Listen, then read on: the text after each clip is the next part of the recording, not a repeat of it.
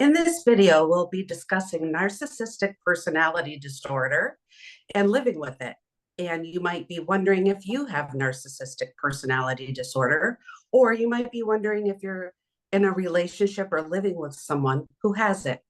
For those of you who don't know me, I'm Lisa Taylor-Austin, licensed psychotherapist and expert witness. My special guest today is Leon Walker Jr. Leon is a naval veteran. He's authored 5 books.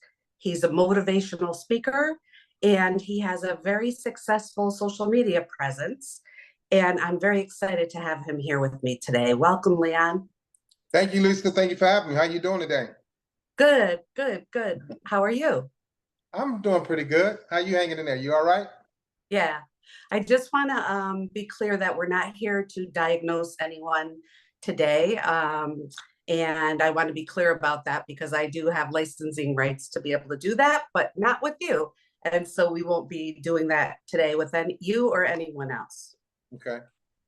So we talked before about you having some connection with narcissistic personality disorder. Can you share that a little bit with us? Yeah, so being diagnosed, I found out a lot about myself. And for me, it scared me at first. And so I went into a shell. I already had childhood issues. I had already had childhood traumas and drama and neglect, embarrassments. And so when you hear something else to add on to what you know that's already wrong, there's something already wrong with you, it kind of makes you go into a shell. So a lot of people going into a diagnosis, you know that it's something wrong. So for me, the biggest fear was finding out something else was wrong with me. So that's why a lot of people don't go. They say, hey, you need to talk to a psychotherapist or a psych. You say, for instance, somebody says, hey, you need to go see a psychiatrist. That's already taboo, especially in the Black community. It's like, oh no, I'm not doing that. It's like, I'm not crazy. Oh yeah, you are, you're crazy. So you get that stigma. And then, then you go in the military, you kind of like can't blow it off. If you have to get anger management classes, if you have to take those, they're like 16 weeks long. If you have to go to class for domestic violence, if you have to go to class for personality disorder, if you have to take a class for PTSD, depression, you can't miss those days, those classes, because those professionals are being paid to be there for Leon at 8 o'clock on Tuesday. And if I don't show up, they email my command, hey, Leon was a no-show. Civilians, they don't do that. Civilians just don't show up, from what I know. But we are held to a standard, not a higher standard, but a high standard. So when you miss those things, your command gets notified, and it's a failure to appear or a failure to comply. So you kind of like have to go. And so before me having to go, it was part of my retirement physical: ear, nose, and throat, chiropractor, dentist, psychiatrist. And I was like, oh no. And so, you have to go. So that's what helped me. I never volunteered to go. I was like too proud, like to see a doctor or a psychiatrist, let alone a psychotherapist. I'm like, oh no. So anyway, I get my diagnosis and I live with it. And then I decided to start helping people because of my ex-girlfriend. You have been helping a lot of people. And Ooh. So your ex-girlfriend encouraged you to do that. She did. And but she's well versed in it. I mean, very well versed. She's not even a psychotherapist. She's not a psych at all. She's a nurse, but she knows about it. And so she sees things like that. Like I know traits I see in people that are just like me. I can't diagnose people, and I will never do that. But I see things, I understand things, and I understand how people are. Like I see traits of myself and my kids, right now. And they're 24, 27, and 28. I see it clear as day. And I believe that the narcissistic personality disorder traits are not traits, the diagnosis or people being diagnosed, I think the numbers are going to skyrocket because this generation, they are okay. They're open with saying, hey, I have ADD, or hey, I have PTSD, or hey, I have ADHD. Hey, I'm gay. Hey, I'm bi. This generation is like wide open. My generation, your generation, no, we wasn't doing that. And so the numbers, these people will actually take the time and go 1 week one day per week for 6, 7 months and be honest about, and then get diagnosed, I think the numbers are going to go up. I believe that.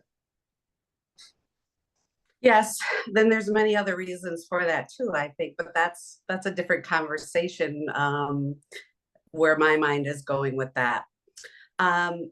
There's many people who have a diagnosis who also have another diagnosis. So this is called dual diagnosis. And so there's some people who have narcissistic personality disorder might also have another cluster B personality disorder, like borderline personality disorder or antisocial personality disorder, or they might just suffer from things like severe depression and anxiety. What are your thoughts about that? I believe it because I was also diagnosed with mood disorder, anxiety disorder, depression disorder, and I have severe PTSD. The funny part about me is that my psychiatrist said this to me. I couldn't believe she said it, but I liked her, so I was like, whatever. It kind of stroked my ego when she said it. I had to hear it that way. She said, I'm surprised you're still alive. That's what she told me. And I said, yeah, you mean the big bad guy with NPD? Like, yep, I survived this, I survived that, I'm bad, I'm macho and all this. And so, and then the key thing about my disorders was that, and I kind of hesitate telling people this because I don't want them to think that you don't have to be treated for PTSD to survive. My PTSD started, I know the day that it started as far as the Navy is concerned, which was May 18th, 1987, is when I went to the USS Stark and we had to uncover and peel and pick up bodies that were burned to the deck. Burned to death, of course. 37 men. Body parts were everywhere. Noses, hands, fingers, ears, eyes, and we pick them up. And so I saw a psychiatrist after that, but I kind of like blew it off. But they didn't diagnose my PTSD until 27 years later. I didn't have a pill because there's no pills for NPD. There's talk therapy. But for depression, anxiety, anxiety, severe PTSD, there's sertraline, might have been Wellbutrin for cigarettes and stuff like that. Some other stuff, other pills. But I wasn't diagnosed with PTSD until 27 years after it happened. And so the Navy gave me $10,000 and they apologized for missing that diagnosis. I don't know how they did it, but they did it. And the lady said, I'm surprised you're still alive. I thought it was funny. I had to laugh at it because I tell people narcissistic people are very fragile, very fragile, the egos, because we act like we're this strong. And then we get away with acting like being strong. We people believe in us because sometimes we do things like, oh, that was amazing. Yeah, I can't believe you did that. And I'm like, yeah.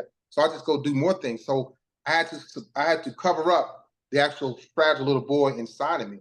But when she said, I'm surprised you're still alive, to me, I heard that I was strong. But I was doing things the wrong way. I should have been treated for PTSD in 1987, and I didn't get treated until 2018. Yes, so there is medication for some symptoms of PTSD, but PTSD is really, a trauma response and needs trauma therapy, which is, there's all different types of that. So we know that narcissism usually starts around 18 to 30 months of age. And the primary caregiver, which is usually the mother, is the key feature in narcissism. Can you talk a little bit about your experience with that and your thoughts about that? Yeah. So I was, I knew that at an early age, I got away with everything. And so my sister used to tell me, you get away with everything. And really, my sister didn't start telling me this until a few years ago. She said, when you were a kid, you did what you wanted to do. You got away with everything. And I was like, I didn't realize it, but it was true. And my sister is a social worker. She's not practicing, but she has to study narcissism and BPD and ADD and all those things, And so I did get away with everything. And so and even my grandmother, the men in my family were treated like royalty by the women. The women in my family were treated like dog crap by the other women. So I saw women, and then I saw women as just sex objects, as just toys. Like, to me, the men were more superior and more important than the women. And this is what I saw. My mother took care of me. My mother gave me a lot. But then when she detached, I became very, very angry because I felt like she betrayed me. So now I'm mad because now I have addictions to porn. I have addictions to girls. I have addictions to sex, all before age 11. And then I felt abandoned by my mother. So that just, it was like, Lisa, I'm telling you, it was like a bomb went off in my head. And I was already doing what I wanted to do, when I wanted to do it. I was playing sports, I was active, I was popular, and then I get all of this attention, and then boom, it's gone. Get thrown away. And I was like, oh, I knew then I was in trouble in life. I knew then I was gonna be in trouble in relationships because I couldn't cope. So it sounds like when you were younger, you were placed on a pedestal. Yeah, I was placed on a high pedestal. My mother's friends loved me, liked me, took me everywhere. All my female cousins. Now, at the same time, those women were touching me too. So I learned about a woman's body at a very, very, very early age. I didn't learn about being committed, cuddling, holding hands. It was straight to sex. And so that was my mentality for the rest of my entire life. And that started at age 5. And when you said 18 and 30 months, I'm like, geez, I was 60 months in, which is still young. And it was something probably happened between 18 and 30 months too for me. But I know for a fact at 5 years old, I was molested, and I learned a lot from that. I was hurt a lot from that, and it scared me, and it put me on the path of, I suppose, narcissism, not knowing. Now, Leon, in addition to just being diagnosed when you were in the Navy, you also went to therapy. Yes. And what do you think that you gained from that? So, so therapy was hard. It got easier because I could trust her. But therapy, because you have to go in there and like let go of who you are, right? And I wasn't about that, Lisa. I was like, oh no, this ain't gonna happen. You mean to tell me we want to talk about little Leon at 7, 8 years old? I was like, nah, we're not doing that, because I knew what was about to happen. I knew that I was going to explode, not in a bad way, crying and all this stuff, because I held it in, right? That person that you are, or the person that you are created to be, or when you become a product of your environment, that person never goes away. You grow taller, you gain weight, you get older, you become wiser. But that person that those 18 and 30 months, and then at 60 months, whoever's created at that time, that person is not going anywhere. And so I was acting out, and I was living that little Leon all my entire life, because I had a mentality of an 11-year-old boy as a 35, 40-year-old man. And so, therapy was like an awakening for me. All the secrets came out, all the things that I was hiding came out. And she worked with me. She was tough. She was about 4'11", about 120 pounds. And I was like, man, like looking at her, how the hell is she gonna treat me like this in a good way though? I'm like,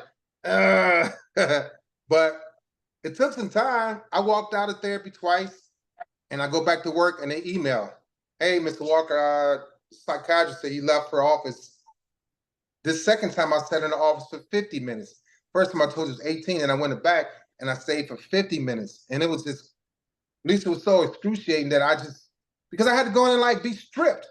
She wasn't stripping me, but she was stripping me, But the way she did it, I can't do that. But it was very, very, very strategic, and it worked. I was comfortable, drinking water, wiping my tears. She let me just be who I wanted to be. I just like get it out. And once I left the office, I was like, Phew. But I never knew a lot of those things about myself. They were there. I was hiding it. So in addition to the burned bodies on the ship, which is traumatic, you had a lot of trauma in your earlier life. And when we were talking, you mentioned trauma. talk with us about what did you mean by that? So the trauma, I became addicted to that. That was like the norm for me. It could have been in a relationship, in the military, womanizing, cheating, lying, getting caught. That was just like my norm. If there wasn't no arguing, if there wasn't no drinking or sex or watching porn or smoking cigarettes or smoking cigars or yelling and screaming at anybody, I felt odd. So the trauma was something that led me throughout my life. It wasn't just my childhood, but when I served 32 years in the military, it was the whole 32 years. Even as a grown man, I didn't go into therapy until I was 46. And I tell people, they'll go, well, congratulations, man, you went through therapy. Oh, that's wonderful. I didn't start working on what I learned in therapy until years later. So think about it. I started making these videos at age 55. I went into therapy at 46. So that's 9 years later, I'm doing videos about my narcissistic personality disorder. It wasn't just, I was still fighting it. I was still like, and then I retired. I think I'm like, I get away from it. No, it's still there. Now I'm in the civilian world. I'm dealing with people like me, but I can tell that they're like me. But I'll be honest with you, Lisa, I don't like people like me. I don't. I got my therapy and I'm using it and it helped me and I'm aware and I have clarity and I'm not ashamed. When I meet people like me that hasn't gone through therapy, doesn't have that clarity and awareness, they're just like, I can deal with them because I know who I'm dealing with, but I can't spend much time with them.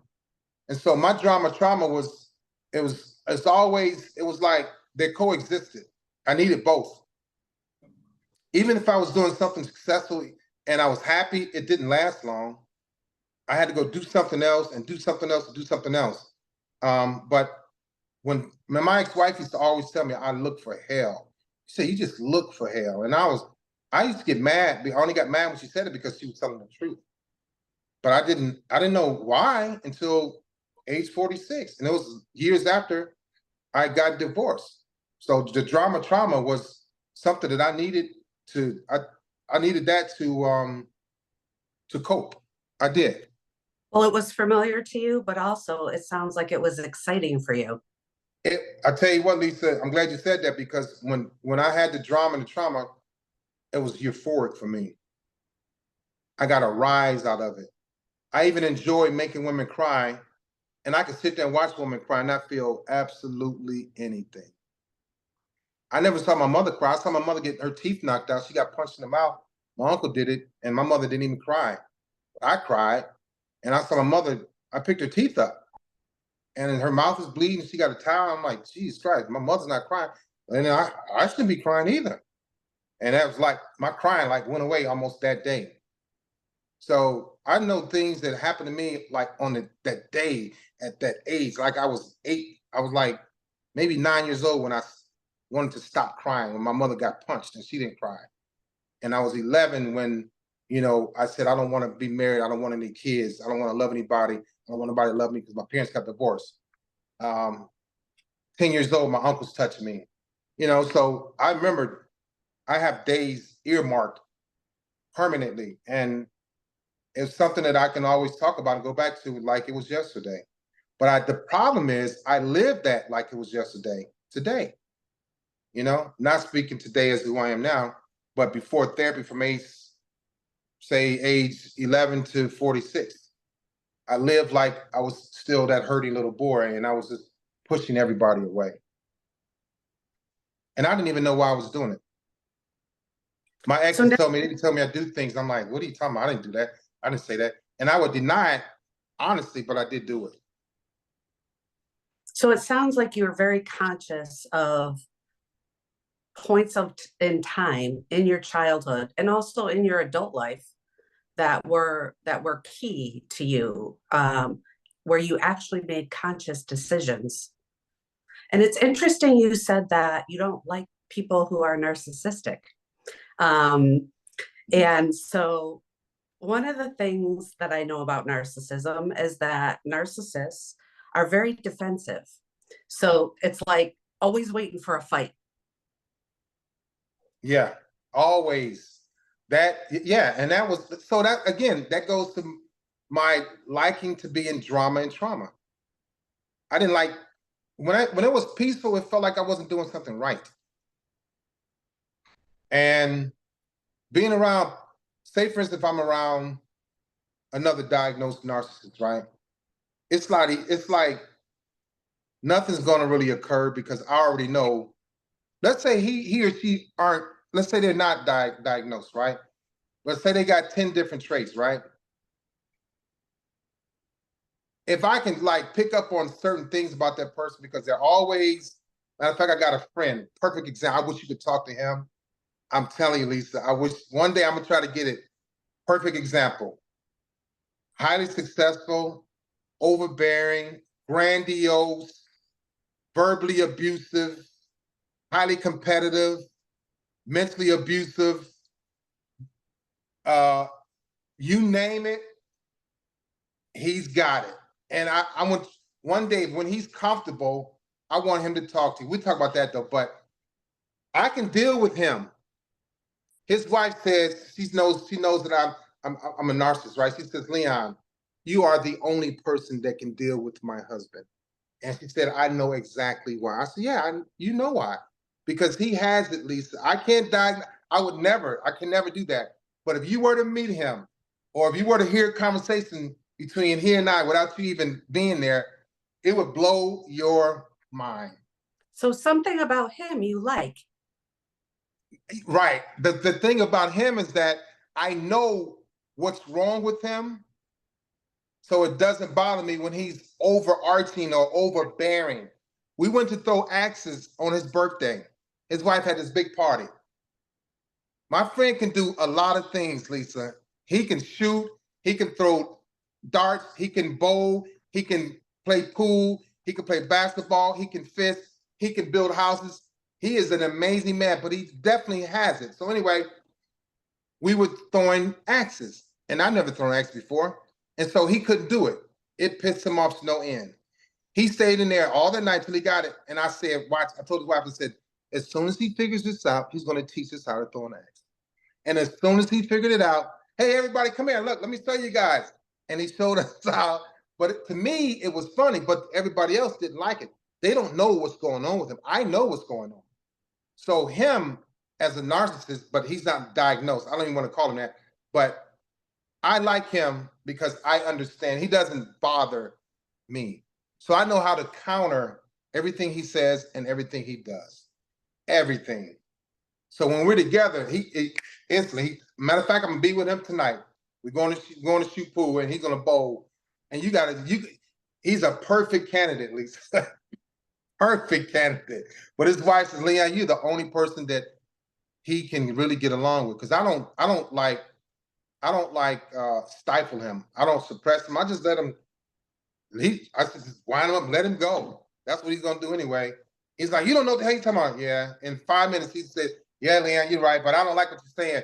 He's a great guy, though. He is, but in his own way. But yeah, I wouldn't. He's one person I like with all of his traits. That's good. It's good to have a friend.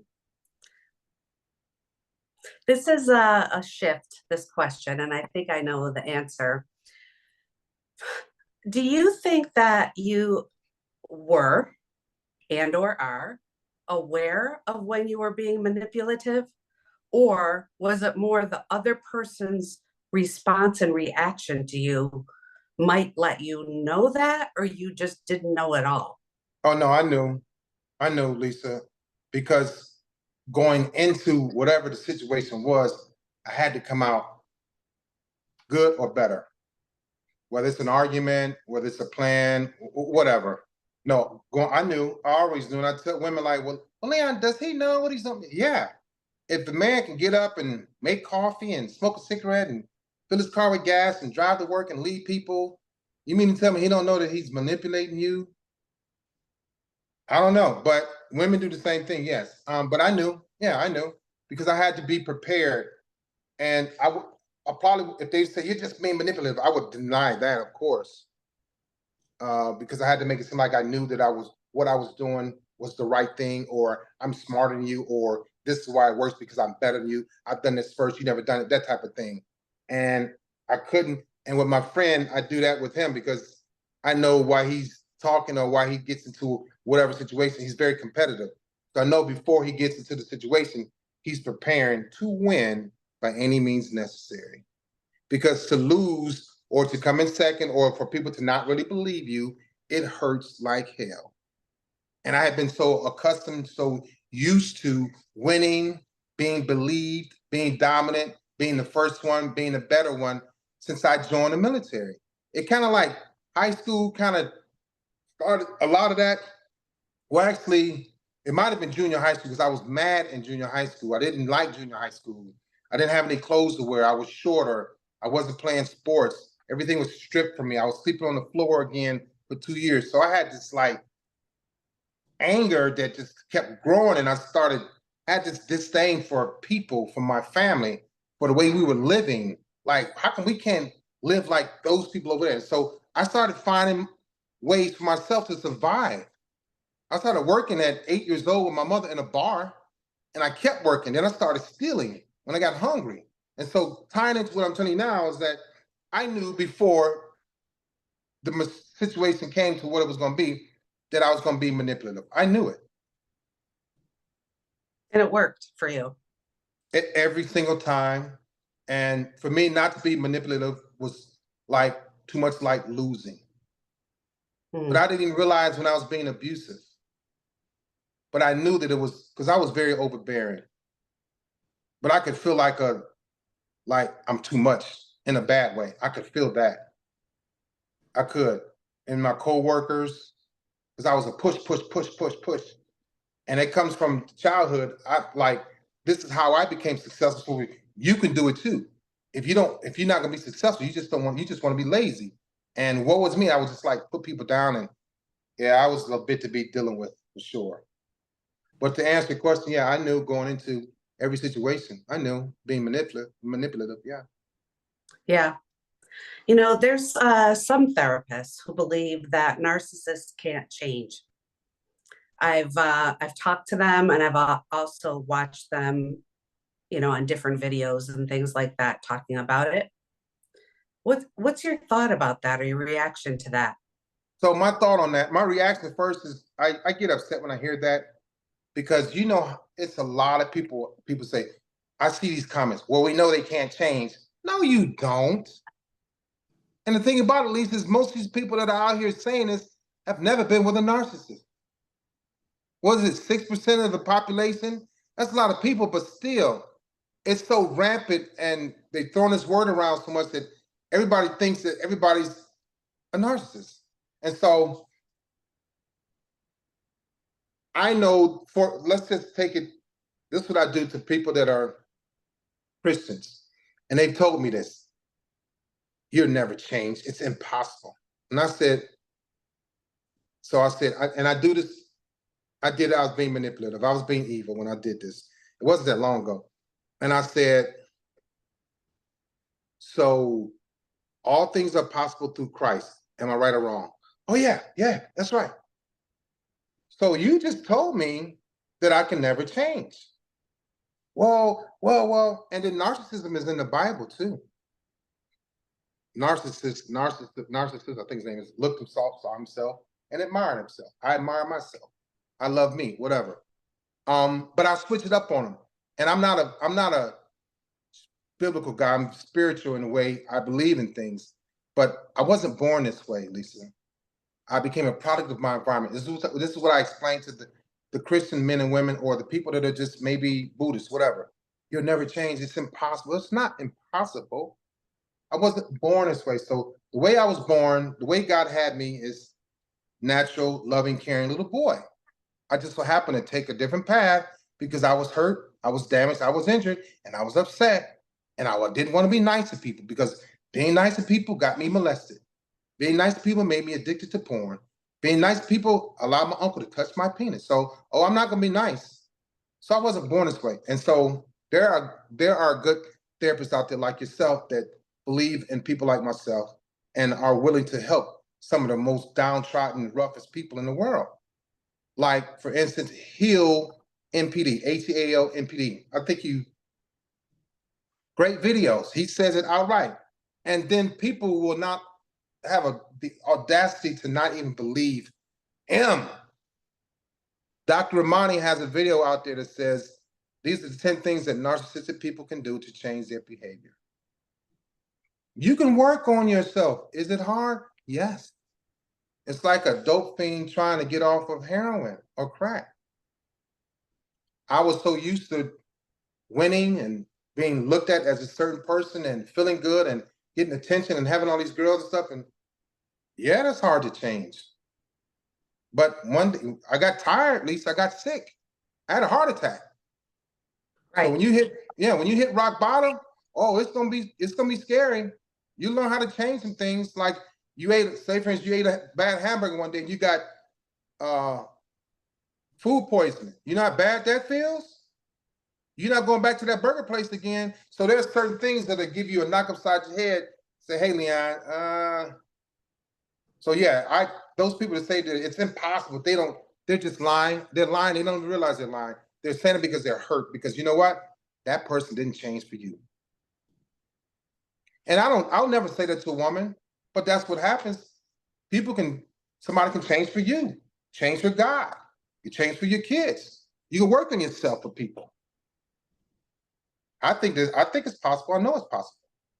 I think change takes constant effort, and it is hard work. It's a lot of hard work.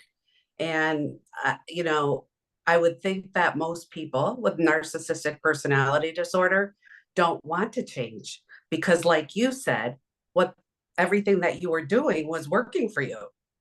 You were Everything. successful in the military. You were able to get a lot of different women. Yeah. And why change, if something's working? So I Right. think with anything, narcissism or any other issue, a person has to see a reason to want to work on it and to change, I think. Yeah, they have to see a reason. And if before therapy, I'm like, why would I change? That's to make me unhappy. Change. You know how many times people told me I need to change? I'm like, I'm not changing for what? My ex-wife, you need to change. My ex-girlfriend, you need to change. My friends, man, you need to change. Y'all still around me, still married, still successful, still ranked #1. I was very cocky too. Change means I have to be boring and I'm a loser now. And that's why a lot of them don't change. One of the reasons why, and then they don't go talk to a psychiatrist because they're scared of the truth. What do you think change means now? Change to feel better, to think clearer, to know better, to help others, to live longer. People don't realize narcissistic people it's not a healthy, happy life. I'm still very overbearing, Lisa, very. And it could be draining to people. I tell people, look, now let's make a deal. Say, for instance, your name is Karen. All right, Karen, I'm a bit driven. I'm over the top, okay? I'm a cuckoo bird sometimes. Just work with me. But there was years, I'm not gonna sit down and have a one-on-one with you and warn you about me. You either catch up or move the hell on. If you move the hell on, I'm gonna find somebody to replace you. And I've told women that. So I knew that for a long time, Lisa, I was just a bit too much. Either in too much doing too much, or too much and not doing enough to maintain a healthy relationship. And my wife observed that for 12 years. I didn't cuddle a lot with her. We didn't hold hands. I lied a lot to her. So dealing with me, it takes a bit much. Now change is like, okay, I can work with you, Lisa. Let's talk.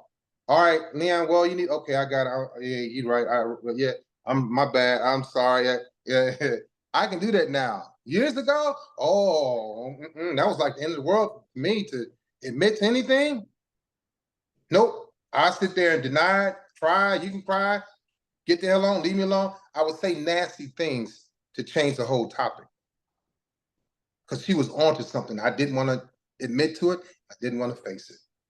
Mm. I have a couple questions from other people. These are not my questions. Have you ever had any true moments or periods of regret where maybe you said or did something that, looking back on it, you now know was, due to your narcissism, I don't know, that had, an effect on other people? Now, yeah. But before regret, before therapy, I used to have people say, man, why did you say that to him or her? Nah, regret, because it was like, you shouldn't have did it. You shouldn't have said it. This is what you get. And I would feel good when I could like defeat somebody with words or outwork somebody or defeat somebody in a competition on a ship or something.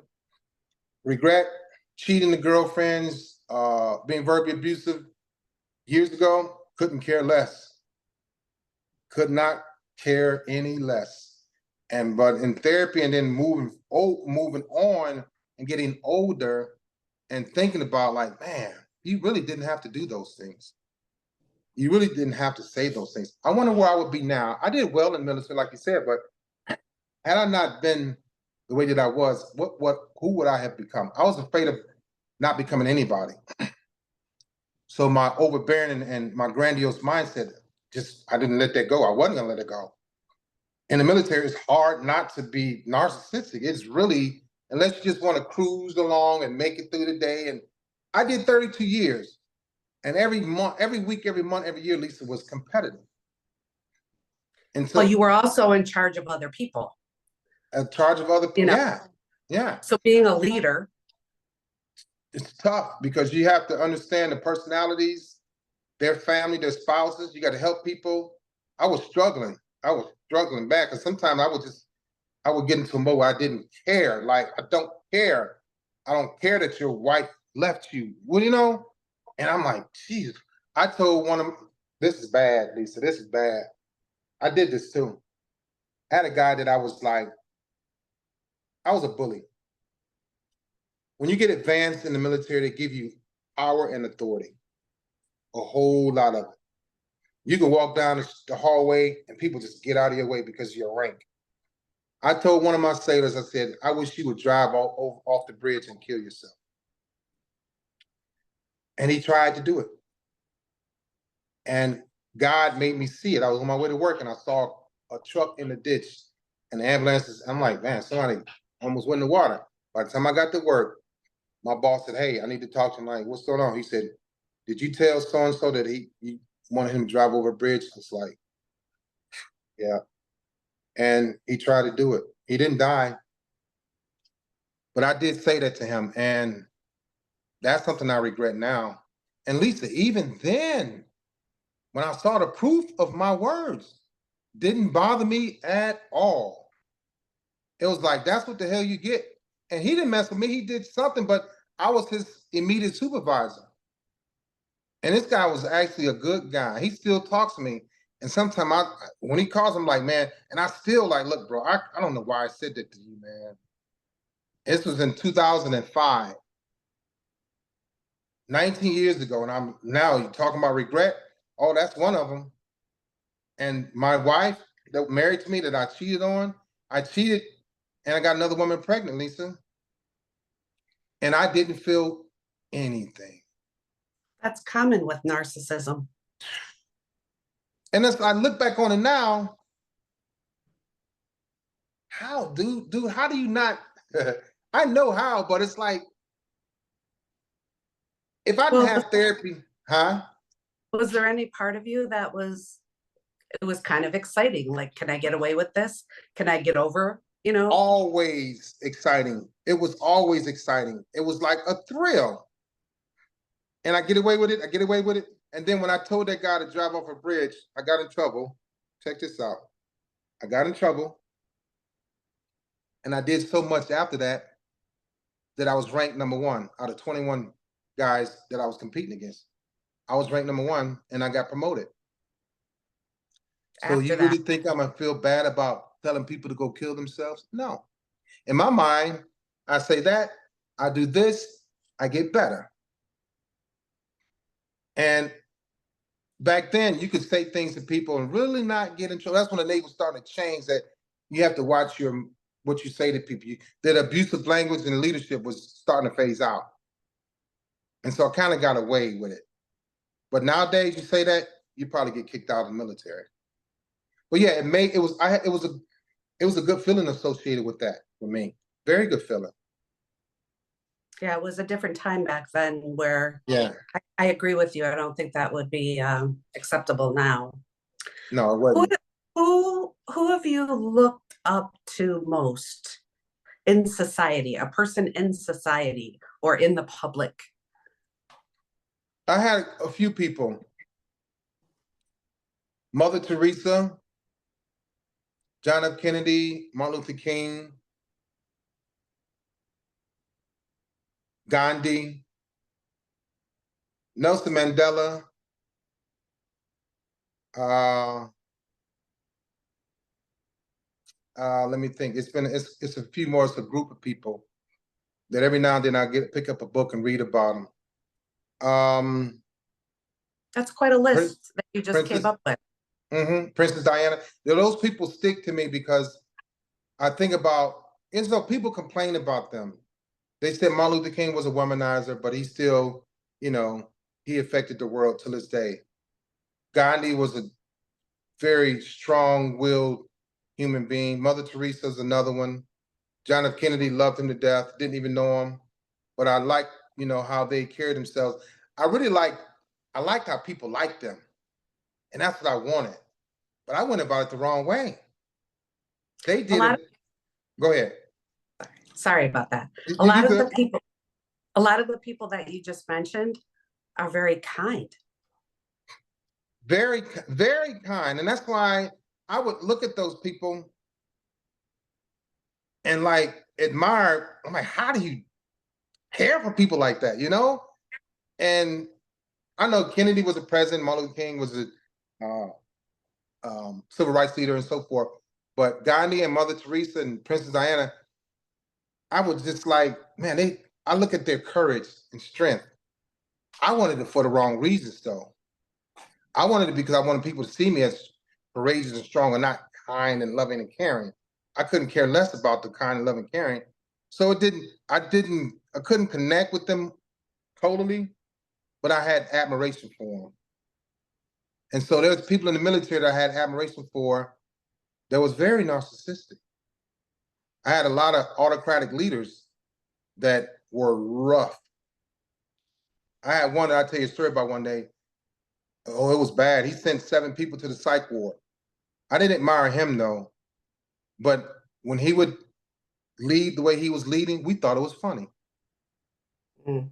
We're on a ship in the office and we just watched him just be raped, grown men. So another poor example of how to treat people. Very poor, Lisa. These men would stand at attention in front of him and just sweat until their shirts would be soaked. And we would just sit back and watch for hours. Didn't phase. I'm starting to think now that my friends were narcissists just like me, but they were younger though. Because stuff like that was funny to us. Mm. And these 7 men went to the psych ward and they wound up getting out of the Navy. And they all had a cut on the back of their neck. You know why? Because from the stress, they grew cysts in their neck. And they all had the same cyst in the same spot. This little man, he was 5'3", big butt, big hips, white guy. He's the commander in the Navy, and he was a monster. And he destroyed a lot of people. He wound up retiring early, but he was probably the first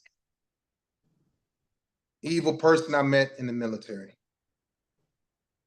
Very, very evil. It was sickening. And we dealt with him for almost 2 years. Mm. So we're going to be coming towards the end of our time here today. I'm wondering what thoughts would you leave someone, or what thoughts do you want to leave with someone or with people if they're wondering if they have narcissistic personality disorder? What I would say is to the moment you think it or you feel it, don't be afraid to get help. I knew something was going on with me for a very long time. I could get women easily, but I couldn't keep them. And I didn't want to keep them easily. I didn't want to keep them because I was just sporadic, but my emotions were all over the place. But if you feel like it and you're thinking, if you're reading and you're comparing yourself to the traits that you read about, get some help.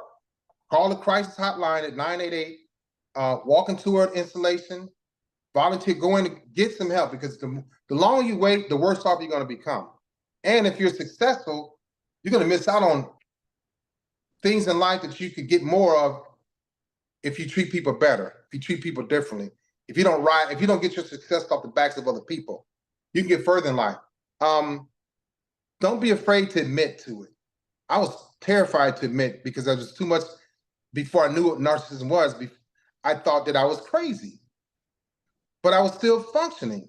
And I'm like, and I had bouts of forgetting things and like foggy notions and stuff, everything. But if you think it, if you feel it, then check into a place and don't be ashamed of it, because if you don't, it's just going to get worse, and you'll get worse. You'll feel worse.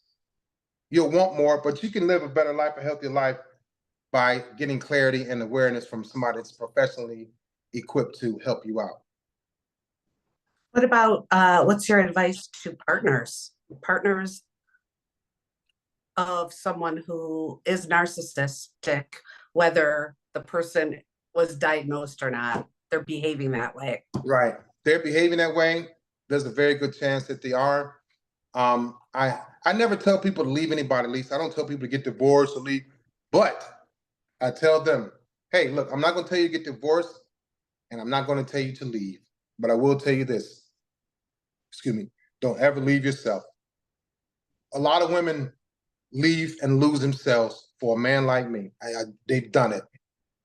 If your partner is narcissistic and you're an empath, or you're just a loving, caring, wholesome, nurturing woman that's going to take all of the abuse, because the women are strong.